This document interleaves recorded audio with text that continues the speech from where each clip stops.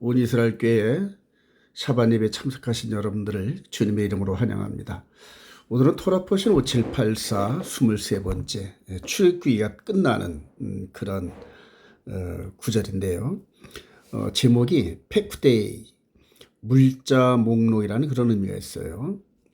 출애굽기 38장 21절 성막 곧 증거막을 위하여 레위 사람이 쓴 재료의 물목은 할 때 이게 팩데이입니다.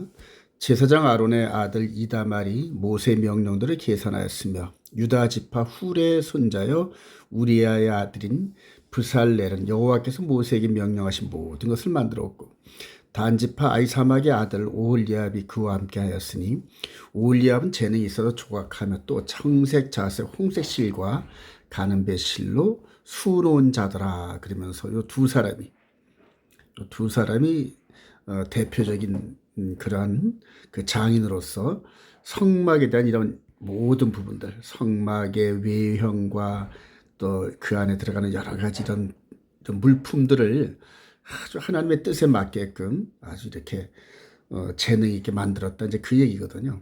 자, 그런데 이게 어떤 의미가 있냐 하면은 이런 성막, 그다음에 기구, 이런 여러 가지 이런 부분들이 하나님을 섬기는 그런 도구로서 광야의 하나님 나라가 보이는 형태로 이렇게 세워진 이것을 의미합니다. 좀 크게 볼까요? 출애굽한 백성들이 오순절에 시내산에 이르러서 언약을 맺으면서 하나님과 정식 언약 백성이 됩니다. 그래서 하나님 나라 백성이 되는 거죠. 그래서 거기서 왕은 이제 여호와 하나님, 그다음에 백성은 이스라엘, 그다음에 법은 지성소의 두 돌판이 이렇게 있는 상태에서 십계명을 주신 그 법이 하나님 나라의 법이 되는 겁니다. 그리고 영토는 아브라함에게 약속했던 가나안 땅을 향하여 가는 여정, 이제 이런 가운데서 그 영토를 향하여 가는 여정에서 지나가는 모든 이방인들 나라의 그런 백성들을 대적하는 자들은 무릎을 꿇히고 또 이렇게 순종하는 그런 백성들은 요 울타리 안으로 이렇게 이스라엘 백성 안으로 편입을 시키면서 하나님 나라가 진행되는 이런 과정들이 출애굽 여정의 40년의 여정이거든요. 자, 그래서 이렇게 외형적으로 보이는 하나님 나라가 과연 예수 그리스도 안에서는 이제 어떻게 우리 안에 세팅되는 과정인지 이런 것들을 보이는 말씀을 통하여 보이지 않는 영적 세계를 한번 조명해 보기를 원합니다. 자, 출애굽기 39장 32절 이스라엘 자손이 이와 같이 성막 곧 회막의 모든 역사를 마치되 여호와께서 모세에게 명령하신 대로 다 행하고, 그러니까 모세 생각이 아니라 정말 하나님께서 시내산에서 주신 그런 그 모든 그 방법대로 지으셨다 이게요. 42절에 여호와께서 모세에게 명령하신 대로 이스라엘 자손이 모든 역사를 마침에 모세가 그 마친 모든 것을 본즉 여호와께서 명령하신 대로 되었으므로 모세가 그들에게 축복하였더라. 그러면서 성령님께서는 여호와께서 모세에게 명령하신 대로 즉 진리 가운데 말씀대로 하나님 나라가 이렇게 세팅됐다, 이것을 지금 강조하고 있는 중이죠. 자, 그런데 여기서 보면은 여호와의 영광을 감당을 못해요. 성막과 성전 보이는 그런 하나님 나라는. 출애굽기 40장 17절 둘째 해 첫째 달, 그래요. 출애굽한 지 딱 1년이 지나고 난 첫째 달, 그 달 초하루에 성막을 세우니라. 그러면서 딱 1년 걸렸네요. 출애굽을 하고 시내산에서 이렇게 성막을 세우는 그런 과정의 기간이 1년이 걸렸다, 이렇게 말씀을 하시는 거죠. 18절 모세가 성막을 세우되 그 받침들을 놓고 그 널판들을 세우고 그 띠를 띄우고 그 기둥들을 세우고 또 성막 위에 막을 피고 그 위에 덮개를 덮으니 여호와께서 모세에게 명령하신 대로 되니라. 그리고 구름이 회막에 덮이고 여호와의 영광이 성막에 충만함에 모세가 회막에 들어갈 수 없었으니 이는 구름이 회막 위에 덮이고 여호와의 영광이 성막에 충만함이었으며, 그러면서 이렇게 보이는 이런 모든 하나님이 지시하신 대로 이렇게 만들어가지고 세팅을 해놨더니 불이 임했다는 겁니다. 불, 성령의 불이, 여호와의 영광의 불이 시내산에서 머물던 그 불이 성막으로 이렇게 자리를 옮기는 이 부분이 하나님께서 자리를 옮기신 그런 상징적인 의미가 있죠. 자, 그런데 여기서 모세를 위시해서 모든 그 제사장들이 이 불의 영광, 하나님의 영광을 감당치 못했다는 겁니다. 그러니까 하나님과 백성들이 온전히 하나가 되지 못한 상태에서 서로 이렇게 뚝 떨어져 있는 상태에서 그 나라가 진행된다는 그런 의미가 있습니다. 자, 그리고 나서 또 이후로 약 한 500년 후쯤에 솔로몬에 의해서 예루살렘에 세워지죠. 나라가 가나안 땅, 즉 하나님께서 아브라함에게 약속하신 그 땅이 회복되고 요 지점이 이제 예루살렘이거든요.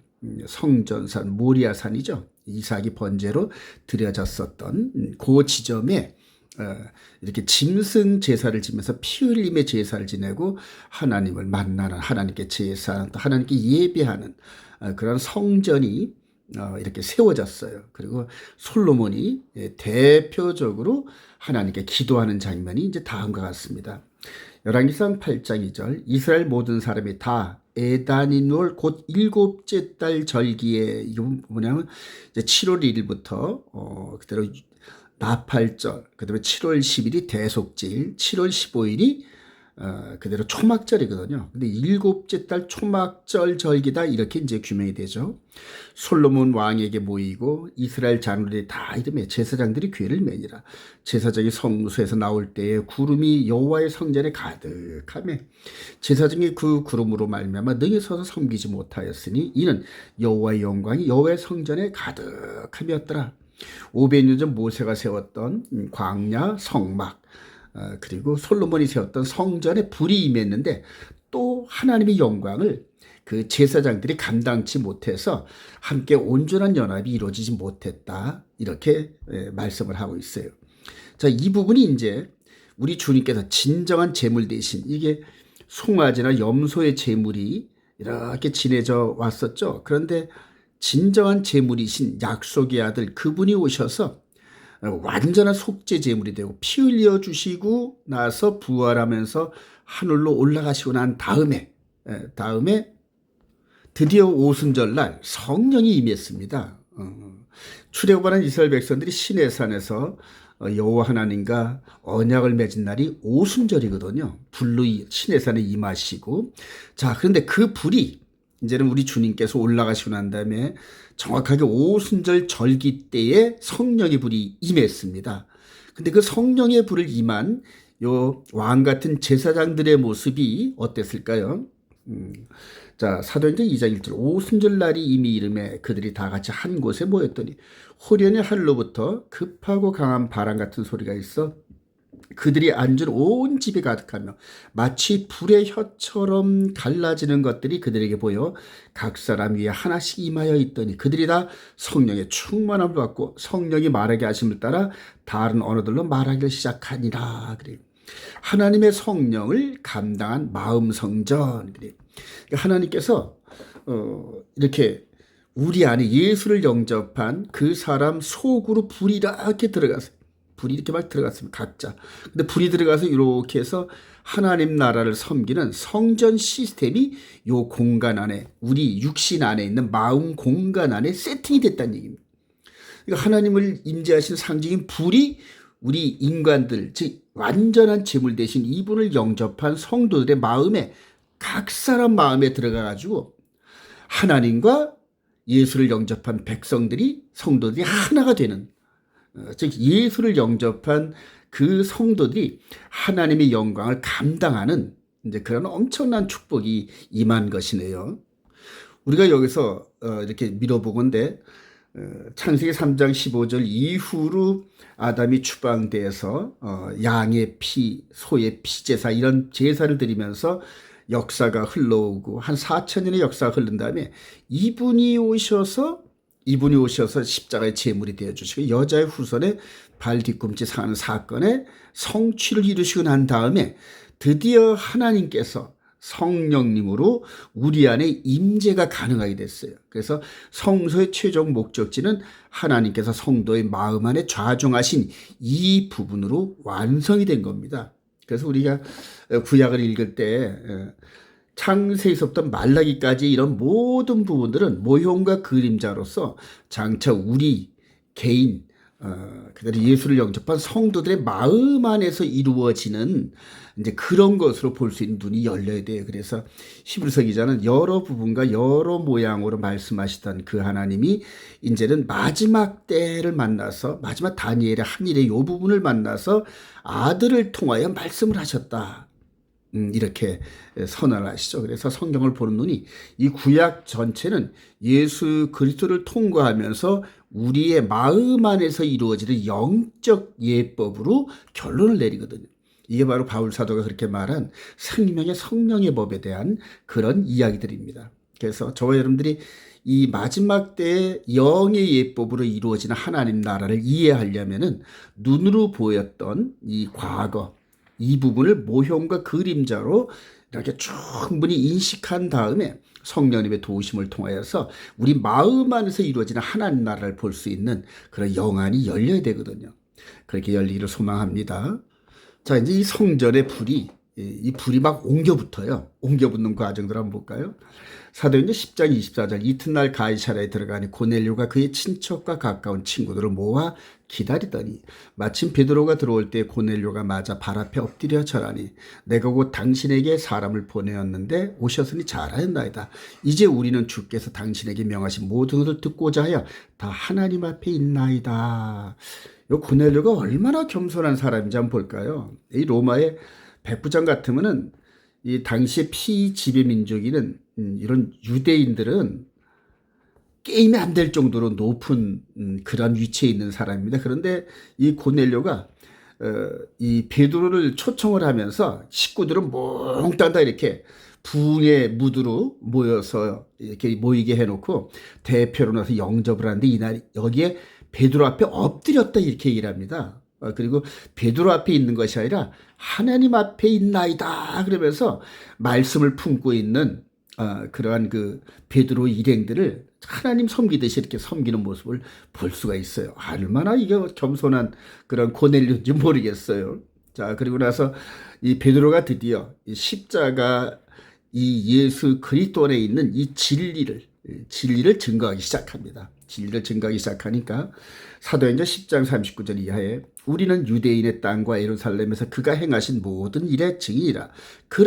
그들이 나무에 달아 죽였으나 하나님이 사흘 만에 다시 살리사 나타내시되 모든 백성에게 하신 것이 아니오 오직 미리 택하신 증인 곧 죽은 자 가운데서 부활하신 후 그를 모시고 음식을 먹은 우리에게 한 것이라. 그러면서 바로 자신들이 하나님의 말씀의 증인이다 이렇게 선언을 하죠. 우리에게 명하사 백성에게 전도하되 하나님이 살아있는 자와 죽은 자의 재판장으로 정하신 자가 곧 이 사람인 것을 증언하게 하셨고, 그래서 야고보 사도는 나중에 이분을 입법자 겸 심판자다. 그래서 재림 심판주로 등장하면서 말하죠. 자, 그에 대하여 모든 선자도 증언하되 그를 믿는 사람들이 다 그의 이름을 예슈와 이름을 힘입어 죄사함을 받는다 하였느니라. 복음의 핵심을 딱 설명을 합니다. 설명을 하니까 그 다음에 어느 사이에 요 세 사람에게만 있었던 이 하나님 나라의 법, 이 하나님 나라의 법을 섬기고 있는 하나님 나라의 백성이죠. 근데 이 베드로의 증언에 따라 이 불들이 막 이렇게 옮겨지는 거예요. 막 이 불, 말씀의 불이 주 예수를 영접하라 그리하면 성령을 선물로 받으니 성령이 이 안에 전부 들어가서 하나님의 백성의 인침으로 하나님 나라 법을 선포하고 이 마음 안에 전부 기록한 겁니다. 전부. 이게 아주 영적 비밀입니다. 그래서 예수를 나의 구주를 영접하면서 예수와의 백성이 되면서 예수와께서 지키라고 명한 이 계명, 완전한 진리, 정말로 하나님의 성품이 퍼펙트하게 투영된 이 계명이 막 옮겨져 붙어요. 막 옮겨 붙어요. 마치 전염병 옮겨 붙듯이 보이지 않는 말씀이 막 옮겨 붙는 이 과정이 바로 하나님 나라의 확장인 겁니다, 여러분. 저와 여러분들이 이 외국에 나가더라도 한국 사람은 한국법을 지키잖아요. 비록 우리 육신은 로마 사람, 육신은 이스라엘, 육신은 한국 사람이지만은 그러나 그 마음 안에 예수를 나의 구주로 영접하고 하나님 나라의 법이 이 안에서 운행되면서 하나님 나라의 법의 거룩함을 순종하는 백성들이 바로 하나님의 백성들이거든요. 이게 온전한 전도입니다. 자, 사도행전 10장 44절. 베드로가 이 말을 할 때 성령이 말씀 듣는 모든 사람에게 내려오시니 베드로와 함께 온 할례 받은 신자들이 이방인들에게도 성령이 부어 주시로 말미암아 놀라니 이는 방언을 말하며 하나님 높음을 들이밀어라. 그래요. 성령이 임한 증거가 유대인이나 이방이나 차별이 없이 나타나는 걸 보게 되죠. 너무 놀랍습니다. 이후로 바울 사도까지 이렇게 예수 그리스도 안에서 있으면서 이스라엘과 이방인이 연합으로 성령 안에서 함께 지어져가는 성전, 이렇게 제목을 정했는데요. 에베소서 2장 21절. 그러므로 생각하라. 너희는, 즉 이방인인 너희는 그때 육체로는 이방인이요 손으로 육체에 행하는 할례를 받은 무리라 칭하는 자들로부터 할례를 받지 않은 무리라 칭함을 받는 자들이니라. 그때 너희는 그리스도 밖에 있었고 이스라엘 나라 밖의 사람이라 약속의 언약들에 대하여는 외인이요 세상에서 소망이 없고 하나님도 없는 자이었더니 이제는 예수를 영접한 이후로는 전에 멀리 있던 너희가 그리스도 예수 안에서 그리스도의 피로 가까워졌느니라. 바울사도 이렇게 선언합니다. 이거를 좀 그림으로 좀 봐야 이해가 되는데요. 솔로몬 성전이 이렇게 건축됐고, 그 다음에 무너지고 난 다음에 헤롯 성전이 이렇게 건축이 됐죠. 이때 하나님을 섬기는 요 성소와 지성소 요 자리가 있고, 그 다음에 제단이 있었죠. 그리고 이스라엘 백성들은 이 안에까지 들어가서 하나님을 섬겼던 그러한 성소 제도입니다, 여러분. 근데 이방인의 뜰이라 해가지고 성소하고는 담이 있는 요 울타리 밖에서 이방인들이 이렇게 모였거든요. 그래서 이방인들이 이 안에 들어가면은 죽임을 당하는 그러한 성소 제도였거든요.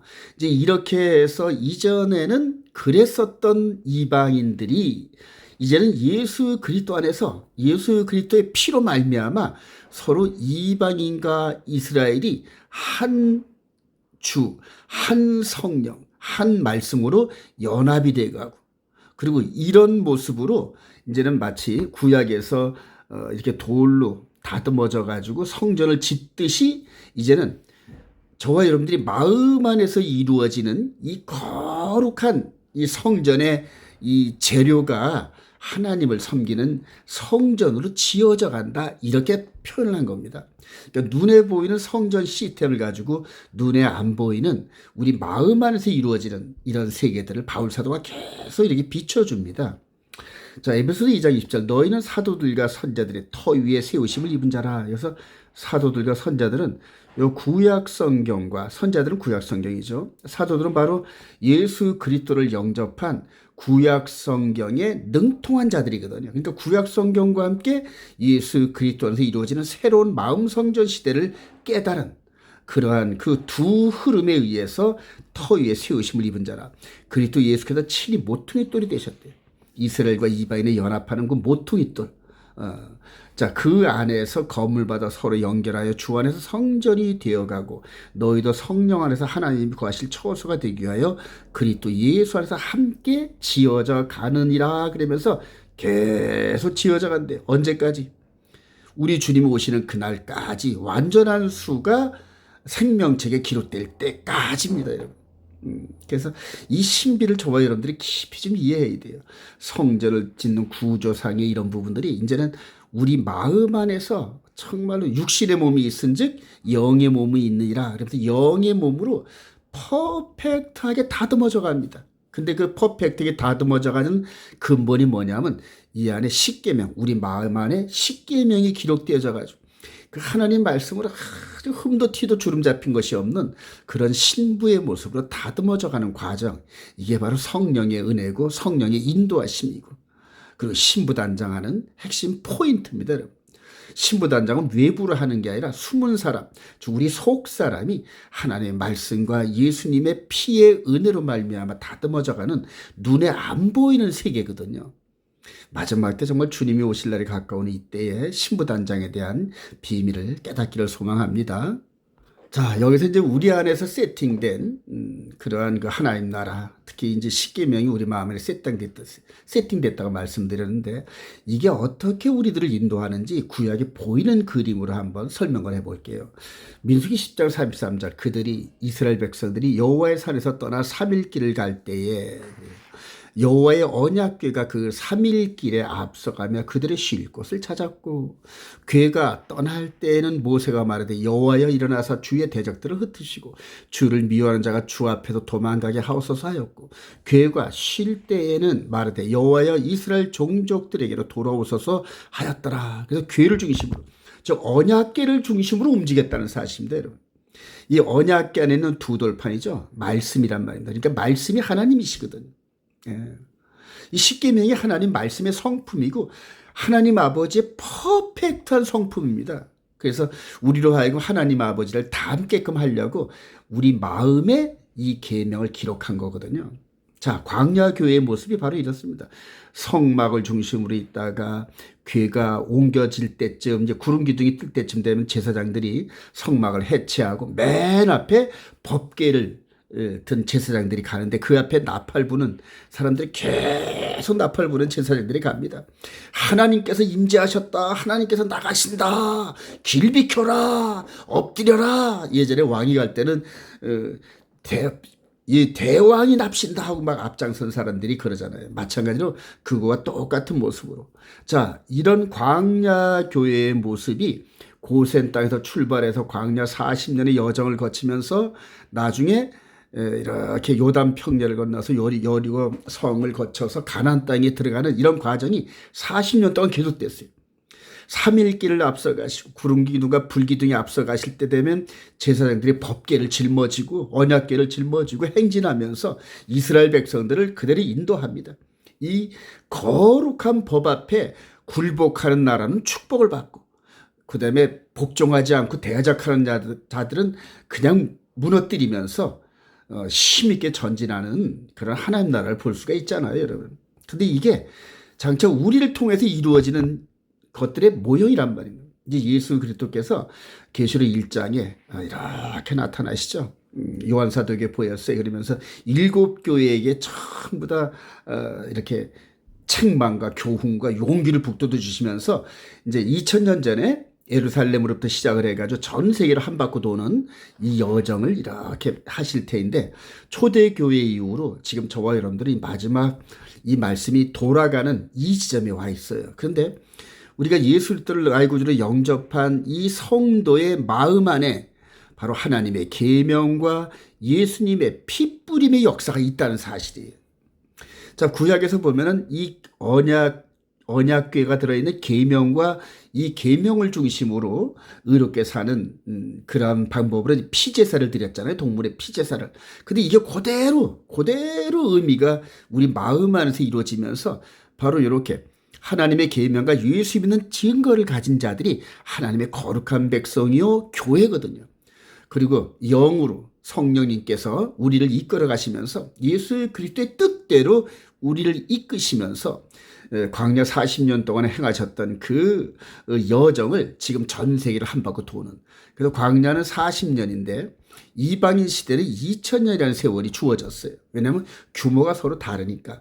그러나 이 광야 백성이 가나안 땅 예루살렘에 들어가는 그 끝자락이 있었듯이 바로 저와 여러분들이 이 세상의 여정을 끝내고 나면은 우리 주님께서 오셔서 우리를 아버지 나라로 데려가신다는 겁니다. 이게 복음이거든요. 자, 이런 여정을 이렇게 예수님 안에서 있는 7교회의 여정을 광야 40년의 여정에 비추어서 깨달은 사도 바울이 이렇게 선언합니다.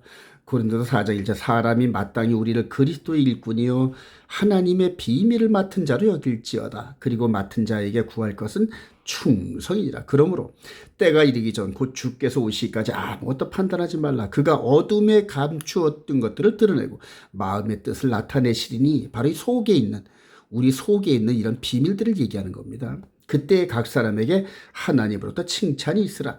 형제들아, 내가 너희를 위하여 이 일에 나와 아볼로를 들어서 본을 보였으니, 이렇게 마음에 세팅된 하나님의 계명과 예수님의 십자가의 보혈의 피제사가 우리 마음에 세팅된 이 비밀을 깨달은 바울과 아볼로가 본을 보였는데, 하나님 나라의 교회, 예수 그리스도 안에 있는 교회, 십자가 군병에 대한 본을 보였다는 겁니다. 이는 너희로 하여금 기록된 말씀 밖으로, 이게 너무너무 중요합니다.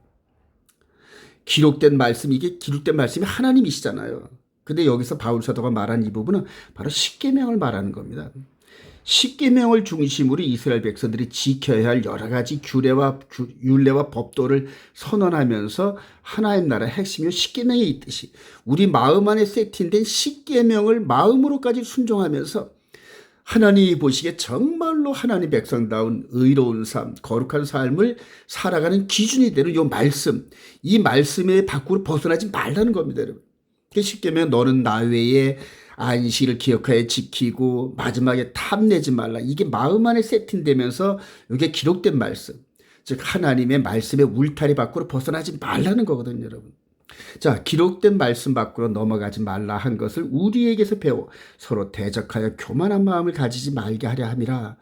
여러분들 이 말씀을 변개하거나 말씀을 부인하면은 대적자가 되는 겁니다. 제가 13년 전에 바로 이런 구약을 공부하면서 이스라엘을 열려가지고 공부하다가 바로 이렇게 마음에 세팅된 야고보서 1장 21절에 너의 영혼을 능히 구원할 바 마음에 심어진 말씀을 온유함으로 따르라 이 비밀을 깨달으면서 이렇게 십계명 안에 있는 안식일 즉 일곱째 날 이스라엘 백성들이 지키는 토요일 안식일을 선언하고 여기까지 13년 동안 왔습니다. 근데 오면서 많은 분들이 저를 너무나 폄하하고 또 멸시하고 그런 부분들이 너무나 많았어요. 그리고 특히 안식일에 대해서 아주 싫어합니다. 특히 장로교 사람들이 이 안식일만 얘기만 나오면 아주 눈을 부릅뜨고 사람이 변하는 걸 볼 수 있어요. 그런데 이 안식일은 예수 그리스도께서 이 땅에 있을 때 인자는 안식일의 주인이다 이렇게 말씀하시죠. 그리고 일곱째 날이 안식일입니다, 여러분. 왜 이렇게 쉬웠냐면 창세기 2장 4절인가 5절에 보면 여러분 나 여호와가 6일 동안 일하고 일곱째 날에 쉬었습니다. 그래서 그날을 거룩하게 했다. 그날을 구별하였다. 그날을 나의 예배로 너희들과 만나는 날로 정했다. 그러니까 너희들은 전 세계 어디에서 흩어져 살든지 간에 나를 영접한 예수를 영접한 백성들은 모여서 언제 모여서 안식일날 모여서 나한테 예배를 드리고 나를 만나러 와라 이런 얘기거든요. 근데 이게 어느 사이에 6일째도 좋고 첫째 날도 좋고 그러니까 금요일도 좋고 토요일도 좋고 일요일도 좋고 아무 날이면 어떠냐 이런 식으로 막 주장하시는 분들이 있는데 성경에 아무 날이나 예배드리라고 모여서 예배드리라고 한 적이 없어요. 그러면 각자 7일 동안에 나는 첫째 날이죠. 나는 둘째 날이죠. 3, 4, 5, 6, 7 각자 좋은 소견대로 하나님을 각자 만나러 가면은 어떻게 하나가 됩니까? 이거는 무법천지나 마찬가지죠. 자, 그래서 하나님께서 안식일에 대해서 그렇게 엄중하게 그래서 이 광야시대 때 민수기 15장에 보면 어떤 젊은이가 안식일날 나무를 해로 갔다가 그거를 고발을 하고 난 다음에 하나님께서 그 안식일날 나무 한 자들을 사정없이 돌로 쳐 죽여라 이렇게 해서 처벌하신 그런 기록이 있죠. 근데 이렇게 와서 예수 그리스도 안에서 이제는 이 안식일 자체가 폐해지고 아무 날이나 이렇게 나를 예배하라 이런 식으로 됐다 그러면은 나중에 마지막 심판날에 이 나무하다 처벌받은 이 사람이 이때 이 신약시대 때 안식일 어긴 백성들이 천국 가는 거 보고 왜 저들은 이 안식일날 일하는데 천국 가고 나는 안 보내주십니까? 이런 식으로 항의하면 하나님께서 뭐라 그랬습니까? 하나님은 어제나 오늘이나 영원토록 동일한 법의 잣대를 적용하시는 분이거든요. 사랑하신 여러분, 하나님의 말씀은 1.1획도 변하거나 틀리면 안 돼. 그래서 바울사도 두려고 떨리는 마음으로 기록된 말씀 밖으로 넘어가지 말라. 묻지도 말고 따지지도 말고 기록된 말씀 안에 머물러라. 이렇게 선언하는 거거든요. 그렇게 머물시기를 소망합니다. 자, 고린도후서 10장 3절에 이제 이렇게 우리가 육신으로 행하나 육신에 따라 싸우지 아니하노니 이게 뭔 말이에요? 이때는 육신으로 칼과 활과 창을 들고 싸웠던 시대거든요. 근데 이 시대는 그게 아니란 얘기입니다. 우리의 싸우는 무기는 육신에 속한 것이 아니라 오직 어떤 견고한 진도 무너뜨리는 하나님의 능력이라. 모든 이론을 무너뜨리며 하나님 아는 것을 대적하여 높아진 것을 다 무너뜨리고 모든 생각을 사로잡아 그리스도에게 복종하게 하니. 이게 바로 아까 말했던 뭐 첫째 날이면 어떻고 둘째 날이면 어떻고 셋째 날이면 어떻고 이런 식으로 막 이렇게 하나님의 법을 요 십계명의 법을 대적하고 덤벼드는 이런 자들을 굴복시킨다니. 뭘로? 우리들의 착한 행실로 성령의 나타남으로 하나님의 진리의 말씀으로 이들을 설득하고 이들을 또 무력화하고 그래서 궁극적으로 이분 우리의 영원한 대제사장이신 예수와 앞에 무릎 꿇게 하면서 그게 진리의 말씀인 것 같아 하고 인정케 하는 이게 바로 영적 전쟁이라는 얘기거든요. 자, 이렇게 마음 안에 하나님 나라가 마음 안에서 이 구약에 보였던 하나님 나라가 이렇게 세팅되어진 이런 성도들을 향하여 이제 우리 주님께서 말씀하시네요. 계시록 1장 11절 내가 본 것을 두루마리에 써서 에베소, 서머나, 버거모, 두아디라, 사데, 빌라델피아, 라오디게아 등 7교회에 보내라 하시기로 바로 이게 교회입니다. 여러분. 저와 여러분들이 바로 이렇게 세팅된 이런 사람들이 교회예요. 건물이나 이런 게 교회가 아닙니다, 여러분. 12절 몸을 돌이켜 나에게 말하는 음성을 알아보려고 돌이킬 때 7 금촛대를 보았는데 촛대 사이에 인자 같은 이가 그래요. 바로 이분을 말하는 거죠. 발에 끌리는 옷을 입고 가슴에 금띠를 띠고 그의 머리와 털의 희가 신날털 같고 눈 같으며 그의 눈은 불꽃 같고 그의 발은 풀무불에 단련한 빛난 주석 같고 그의 음성은 마른 물소리와 같으며 그의 오른손에 7뼈리 있고 그의 입에서 좌우에 날선 검이 나오고 그 얼굴은 해가 힘있게 비치는 그래서 계시록 1장에서 나타난 이 부분의 모습이 바로 대제사장 모습입니다. 여러분. 대제사장. 구약시대 때는 성막이 쳐져 있을 때 이스라엘 백성들이 하나님을 예배하러 아련하러 올 때는 짐승의 피로서 먼저 거룩하게 하고 또 의롭게 하고 난 다음에 하나님을 만나게 했던 것처럼 이제는 우리를 하나님께로 인도하는 대제사장이신 이분의 피를 흘려주심으로 말미암아 우리가 무시로 기도하면서 아버지께 나아갈 수 있는 길이 열린 거거든요. 그래서 그런 그 예수와의 백성들 교회를 통하여 이 세상을 진리로 점령하기 위해서 즉 마귀를 내쫓고 전부 다 진리로 세상을 이끌기 위해서 우리 주님께서 지금 계속 일하시는데 어느덧 2000년의 세월이 다 흘렀어요. 대제사장이 그대로 지성소에 나오는 시간대에 그게 바로 대속제일 2번째 날인데 우리 주님께서 오실 날이 곧 다가옵니다. 사랑하신 여러분, 우리 주님을 정말 기쁜 마음으로 영접할 수 있기를 소망합니다. 그래서 아까도 말씀을 드렸지만은 이 두 돌판을 섬겼던 제사장들의 역할이 이제는 그대로 우리 마음 안에 세팅되면서 우리가 걸어다니는 제사장이고 걸어다니는 언약궤고 걸어다니는 하나님 나라고 그렇습니다, 여러분. 자, 이제 이 언약궤의 능력을 한번 살펴볼까요? 요단강 물을 멈추게 한 언약궤 그래요. 여호수아 3장 14절 백성이 요단을 건너려고 자기들의 장막을 떠날 때에 제사장들은 언약궤를 메고 제사장들은 언약궤를 메고 백성 앞에 나아가니라. 궤를 맨 자들이 요단의 이름에 궤를 맨 제사장들의 발이 물가에 잠기자 곧 위에서부터 흘러내리던 물이 그쳐서 사르단에 가까운 매우 멀리 있는 아담 성읍 변두리에 일어나 한 곳에 쌓이고 아라바의 바다 여매로 향하여 흘러가는 물은 온전히 끊어짐에 백성이 여리고 앞에서 바로 건널새 여호와의 언약궤를 맨 제사장들은 요단 가운데 마른 땅에 굳게 섰고 그 모든 백성이 요단을 건너기를 마칠 때까지 모든 이스라엘은 그 마른 땅을 건너갔더라. 그림으로 보면 바로 이런 얘기입니다. 바로 십계명이 이 안에 안치된 이 언약궤를 맨 제사장들이 이렇게 물이 흐르는 그래서 걸어가기는 좀 어려운 이런 그 강에 쭉 건너가가지고 발을 내디는 순간서부터 물이 멈추는 모습이 보이네. 그죠? 이게 어떻게 해석이 되겠습니까? 하나님의 권능 아니에요. 하나님께서 즉 말씀이신 그분이 손으로 딱 땜식으로 가로막으니까 요단강 물이 딱 멈추고 그리고 백성들이 다 건너갈 때까지 강 가운데 서 있었다는 그런 얘기거든요. 근데 이제 이게 우리와 무슨 상관이 있냐는 얘기입니다. 바로 이런 사건들은 바로 구속사를 비추는 영적 거울로서 우리들에게 반드시 적용되는 말씀이거든요. 자, 여기에서 계시록 16장 12절 또 여섯째 천사가 그 대접을 큰 강 유브라다에 쏟음에 강물이 말라서 그러잖아요. 여기는 물이 그쳐서 이게 의미가 똑같이 적용되는 건데요.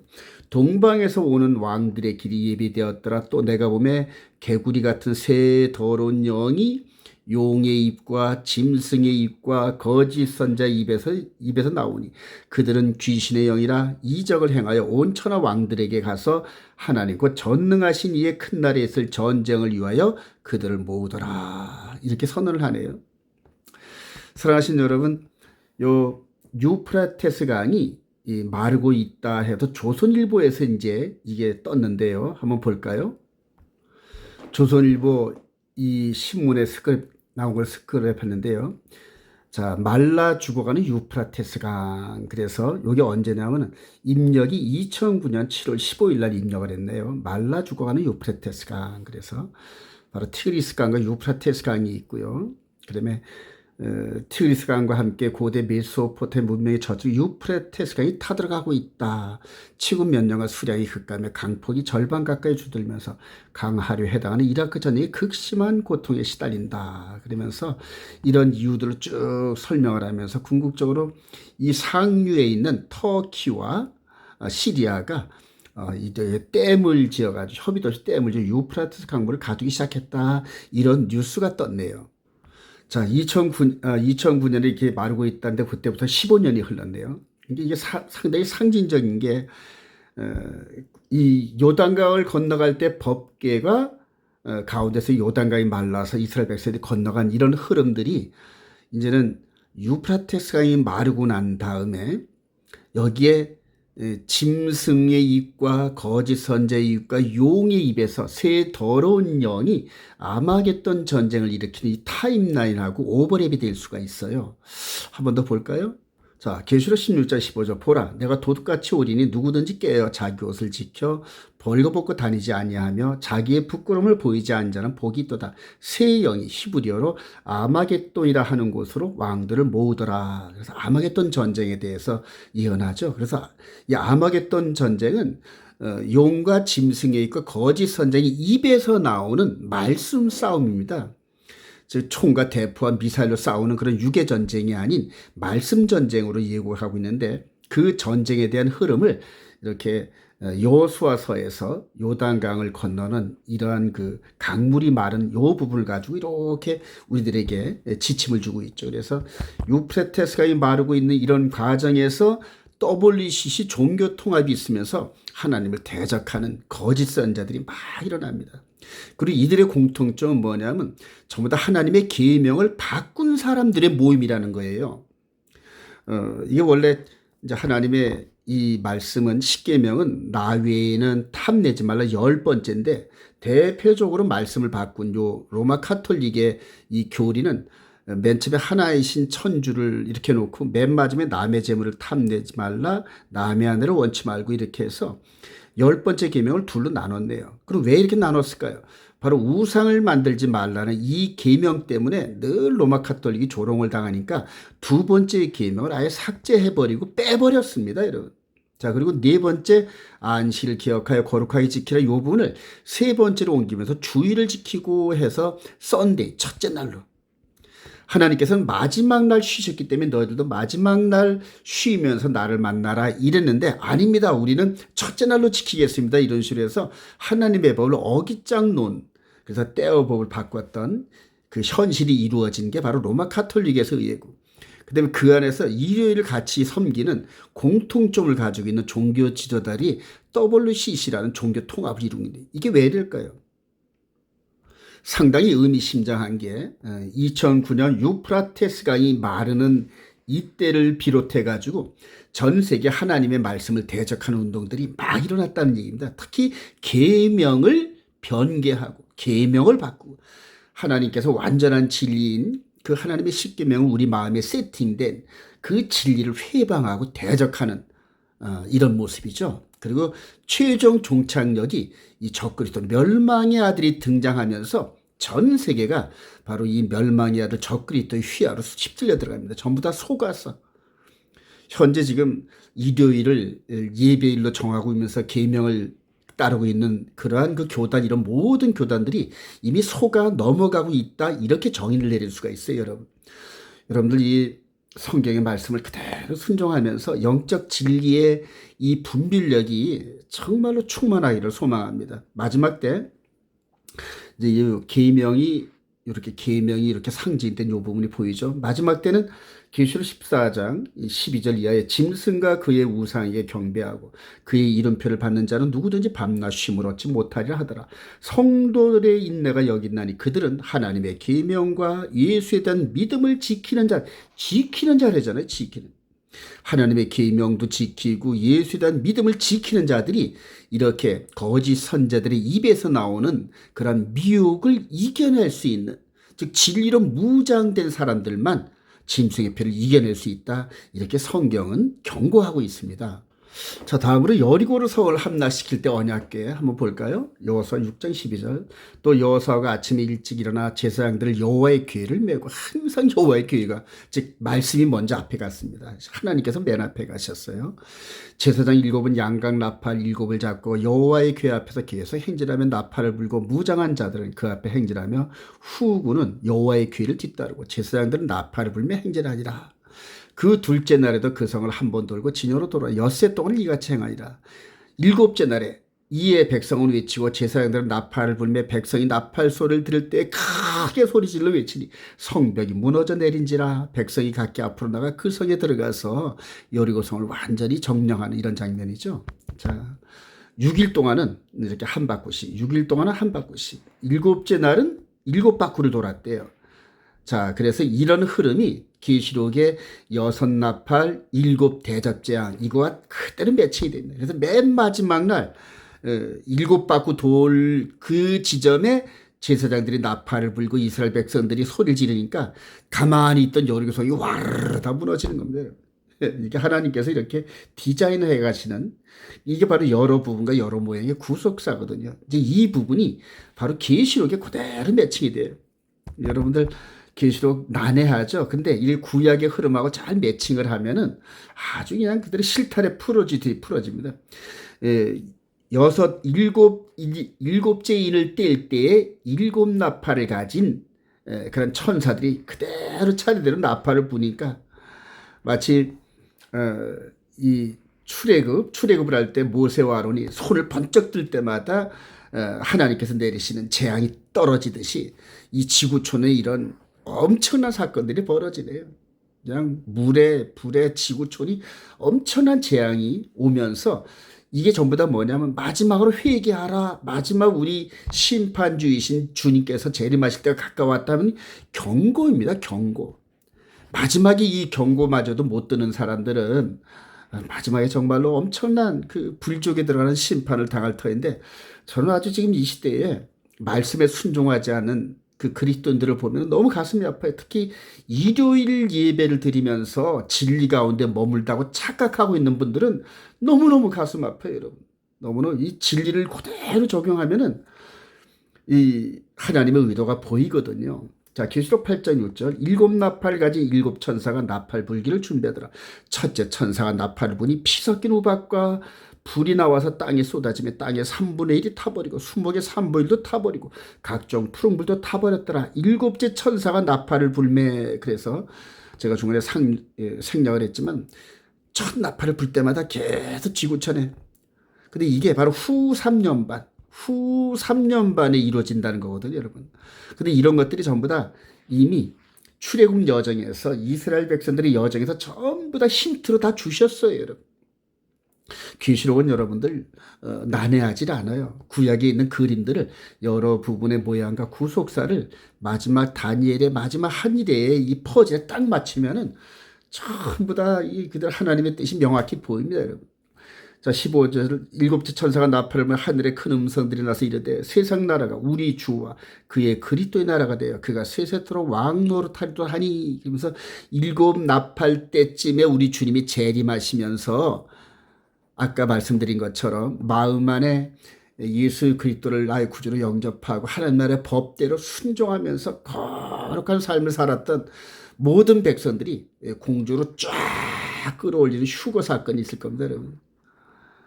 이때 이 지상에 남는 사람, 남아서 심판받는 사람들은 첫째 하나님은 모르는 자들과, 두 번째 예수의 복음에 복종한 삶을 살지 않았던 사람들을 휴거시키지 않은 상태에서 영벌에 처하는 심판이 이루어집니다, 여러분. 자, 복음 전파를 위한 믿는 자의 능력 언약궤. 그리고 이제 이 복음 전파에 대해서 이 마음 안에 하나님의 계명이 세팅된 이런 바울 사도 일행들이 어떤 식으로 전도를 했나 볼까요?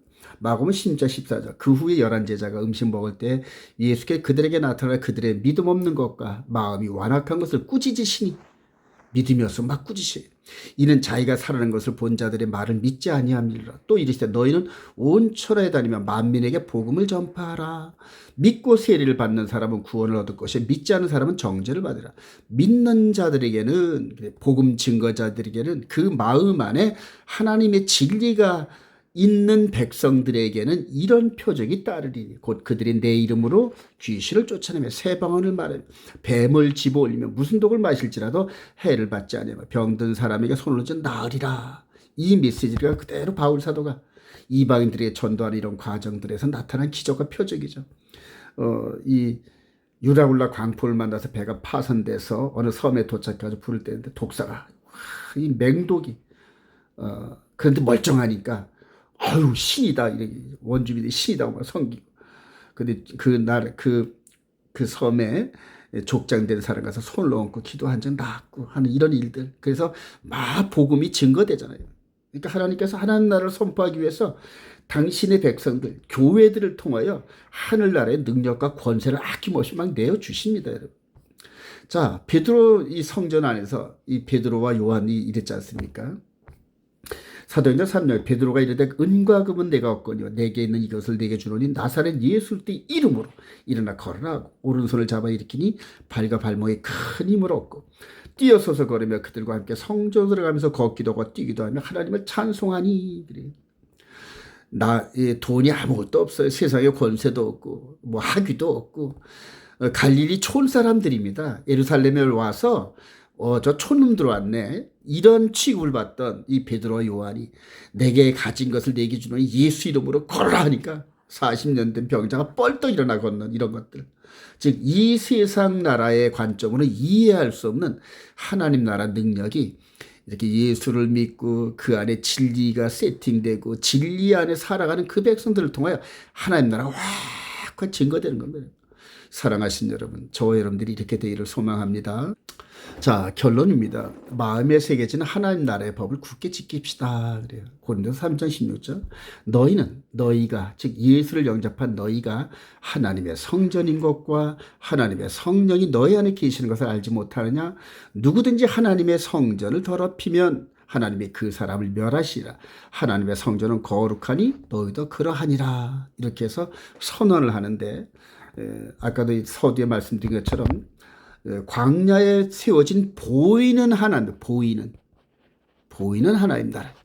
그래서 이렇게 성막 이 안에 하나님이 임재의 상징인 불이 있고, 이 지성소 안에 이 십계명을 기록한 언약의 두 돌판이 있는 언약궤가 있고, 여기에 메노라가 있고 떡상이 있고 기도 향단이 있고, 그리고 이 안에 들어가기 전에 짐승의 피로써 자기 죄를 속죄하고 다 태워서 죄가 사라지고 물도망에서 깨끗이 씻은 상태에서 이 안에 들어가는 이제 이런 흐름의 하나님 나라. 왕은 여호와 하나님, 백성은 이스라엘, 법은 십계명, 영토는 가나안 땅, 이런 식으로 임했던 하나님 나라입니다, 여러분.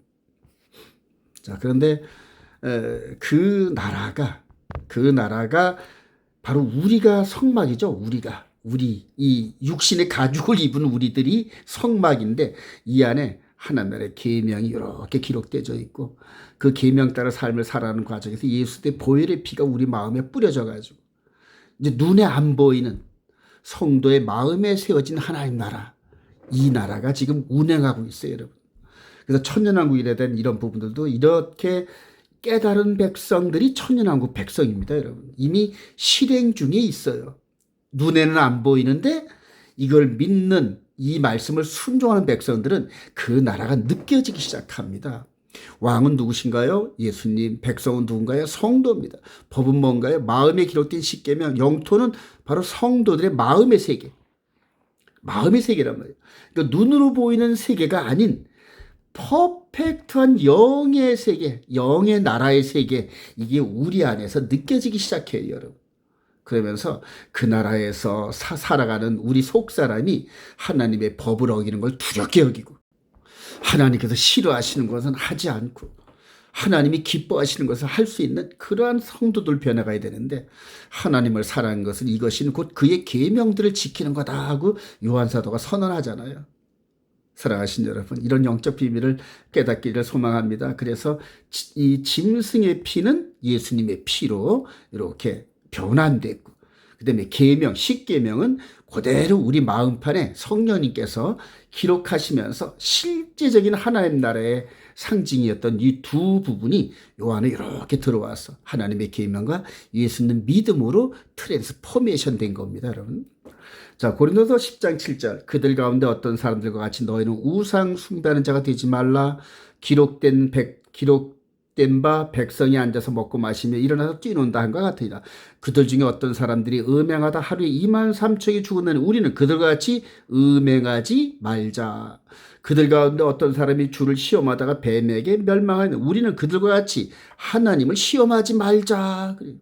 그들과 또 어떤 사람들이 원망하다가 멸망시키는 자에게 멸망, 너희는 그들과 같이 원망하지 말라. 이렇게 네 가지 경고를 하면서, 즉 광야 교회, 광야에서 있었던 하나님 나라에서 멸망되었던 이 출애굽 백성들을 반면 교사로 삼아서 성령께서 바울 사도에게 깨닫게 하시는 거예요. 자, 11절, 그들에게 일어난 이런 일은 본보기가 되고 또한 말세를 만난 우리를 깨우치기 위하여 기록되었느니라. 이게 무슨 말이냐면, 이렇게 광야에 세워졌던 하나님 나라, 보이는 하나님 나라의 법이 그대로 우리 안에서 적용된다. 그래서 이들처럼 하나님을 시험하거나 원망하거나 우상 숭배하거나 그 다음에 음행을 할 때는 이들은 돌로 쳐 죽임을 당하고 육신의 죽음을 죽었지만은, 그러나 저와 여러분들은 장차 하나님의 심판대에서 이 법을 어긴 자들은 영벌에 처하지는 영벌의 부활로 나온다는 거예요. 그래서 우리가 영적 존재가 하나님께서 마귀를 위하여 예비하신 처소인 지옥불인데, 그 지옥으로 향한다. 거기에 보면 거짓 선자 들어가죠. 그 다음에 적그리스도 들어가죠. 용, 옛뱀 마귀 사탄이 들어가죠. 그리고 그 말을 따랐던, 속아서 따라갔던, 그 다음에 세상을 사랑해서 그들을 따라갔던 모든 심령들이 전부 다 불심판에 들어간다는 겁니다, 여러분. 사랑하신 여러분, 묻지도 말고 따지지도 말고 하나님께서 말씀하신 건 순종해 보시기를 원합니다. 그러다 보면 그렇게 성장하면서 1년, 2년, 10년, 20년 지키다 보면 우리 속사람이 우리 겉사람을 지배하는 거룩한 백성, 사도 바울 같은 모습, 모세와 같은 모습, 요한 사도나 야고보 사도 같은 그런 성화된 모습으로 우리 자신들이 바뀌어가는 걸 느낄 수가 있어요. 그 느낌 안에 들어가면서 영원한 나라, 새하늘과 새 땅이 눈에 보이면서 그 나라에 들어갈 소망이 가득 찬 사람들은 마귀가 미혹을 하거나 협박을 하거나 육신의 생명을 도무지 아깝지 않는 흔쾌히 주의 나라를 위해서 내어줄 수 있는 그런 영적인 믿음이 생기기 시작합니다, 여러분. 그런 백성들을 하나님께서 마지막 때 사용하시고, 그리고 예수 때 신부로서 세팅되면서 혼인잔치에 부르실 겁니다. 그게 바로 휴거거든요. 사랑하신 여러분, 마음에 새겨진 하나님을 굳게 지키면서 마귀의 미혹과 세상을 이겨내는 저와 여러분 되시를 주님의 이름으로 축원드립니다.